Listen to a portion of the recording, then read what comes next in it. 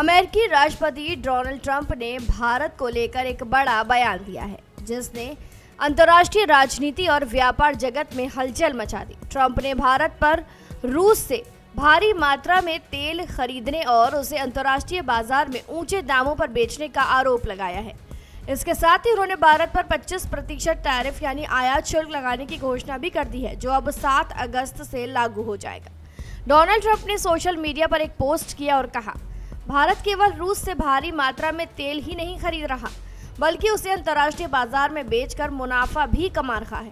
भारत को फर्क नहीं पड़ता कि रूस की युद्ध मशीन यूक्रेन में कितने लोगों की जान ले रही है, इसलिए मैं भारत पर टैरिफ बढ़ा रहा हूं। उनका ये बयान सीधे तौर पर भारत की विदेश नीति और ऊर्जा नीति पर सवाल उठाता है। टैरिफ यानी आयात शुल्क वो टैक्स होता है जो किसी देश से वस्तुएं मंगवाने पर लगाया जाता है। इसके 2 प्रमुख मकसद होते हैं। पहला, अपने देश की कंपनियों और उद्योगों को विदेशी प्रतिस्पर्धा से बचाना, और दूसरा, विदेशी उत्पादों को महंगा करके घरेलू उत्पादों को बढ़ावा देना। अगर अमेरिका भारत पर 25% टैरिफ लगाता है तो भारतीय कंपनियों के लिए अमेरिकी बाजार में सामान बेचना मुश्किल हो सकता है। भारत सरकार ने ट्रंप के आरोपों को गंभीरता से लिया और जवाब में साफ तौर पर कहा कि देश हित सर्वोपरि है। केंद्रीय मंत्री पीयूष गोयल ने भी कहा कि टैरिफ से जुड़ी कोई भी बातचीत देश के आर्थिक हितों को ध्यान में रखते हुए की जाएगी।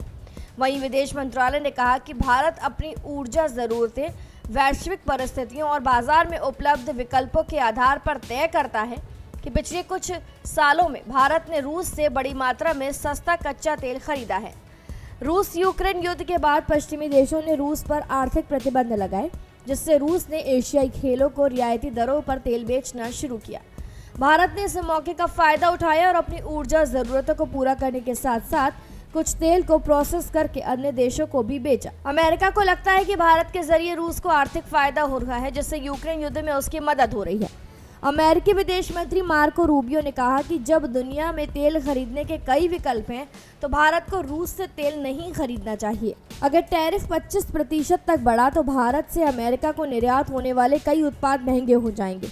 इससे भारत की कंपनियों को नुकसान हो सकता है, खासकर टेक्सटाइल, केमिकल, आईटी और मैन्युफैक्चरिंग सेक्टर को। वहीं अमेरिकी कंपनियों को भी सस्ते भारतीय सामान की जगह महंगा सामान खरीदना पड़ सकता है, जिससे अमेरिका में महंगाई का असर भी दिख सकता है। भारत और अमेरिका के संबंध हमेशा से उतार चढ़ाव बने रहे हैं, लेकिन दोनों देश एक दूसरे के रणनीतिक साझेदार हैं। टैरिफ को लेकर जो तनाव पैदा हुआ है वो आने वाले दिनों में बातचीत और कूटनीति के जरिए सुलझाया जा सकता है। दुनिया की 2 बड़ी अर्थव्यवस्थाएं आपस में टकराव के बजाय सहयोग की दिशा में बढ़ेंगी तो यही वैश्विक हित में होगा। फिलहाल जानकारी में इतना ही। खबरों के लिए जरूर सब्सक्राइब करें भारत एक्सप्रेस।